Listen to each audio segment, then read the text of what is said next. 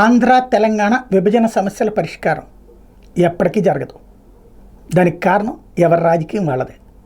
విభజన సమస్యలకు కారణం ఎవరు? కాంగ్రెస్ పార్టీ. ఎందుకు? సెక్షన్ 9, సెక్షన్ 10 సంస్థల ఇష్యూ, సెక్షన్ 11 సంస్థల ఇష్యూ ఎవరు తయారు చేశారు బిల్లులో? కాంగ్రెస్ పార్టీనే. కాంగ్రెస్ పార్టీ తయారు చేసిన బిల్లులోనే విభజన అంశాలన్నిటికీ పరిష్కారం ఉంది. ఇక్కడే విచిత్రం ఏంటంటే, సరే కేసీఆర్ అయితే ఆ కాంగ్రెస్కి వ్యతిరేకం కాబట్టి అనుకుందాం. ఇప్పుడు ఎవరు అధికారంలో ఉన్నారు? కాంగ్రెస్ పార్టీనే కదా.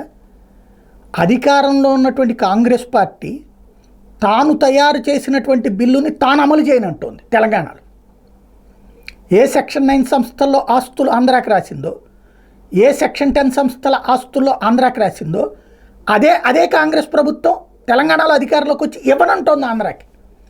పైగా ఆంధ్రాలో వాటా కావాలని అడుగుతోంది. దెన్ ఇంకెక్కడ పరిష్కారం అవుతుంది? ఆంధ్రాకి పచ్చి దగా కదా అది.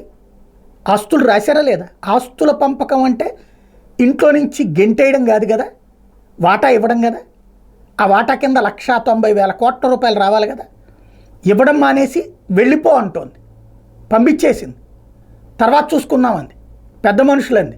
ఆ పెద్ద మనిషి కేసీఆర్ చెడగొట్టాడని ఇప్పుడు తానే అధికారంలోకి వచ్చింది తెలంగాణ, ఇవ్వనంటోంది. మరి ఇంకెప్పుడు పరిష్కారం అవుతుంది?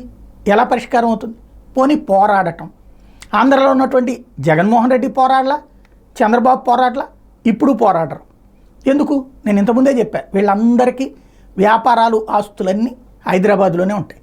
తెలంగాణతో గొడవలు పెట్టుకోవడం కానీ, తెలంగాణ నాయకులతో గొడవ పెట్టుకోవడం కానీ వీళ్ళ వల్ల కాదు. గొడవ పెట్టుకుని సాధించేది కూడా ఏం లేదు. ఆ గొడవల వల్ల ఇంకా అక్కడ ఉన్నటువంటి ఆంధ్ర వాళ్ళకి ఇబ్బంది కలుగుతుంది తప్పి. కాబట్టి ఏ గొడవలు ఉండవు. దయతలిచి ఇస్తే తీసుకోవడం అంటే హక్కు ప్రకారం రావాలి. హక్కు ఎవరు ఇవ్వాలా? చట్టం ఇచ్చింది. అమలు ఎవరు చేయాలా? కాంగ్రెస్ ప్రభుత్వమే చేయాలి ఇప్పుడు ఉన్నది కాబట్టి. కానీ అమలు చేయట్లేదు. ఇంకెట్లా సాధ్యమవుతుంది? కాబట్టి ఇదే అసలు కీలకమైనటువంటి అంశం.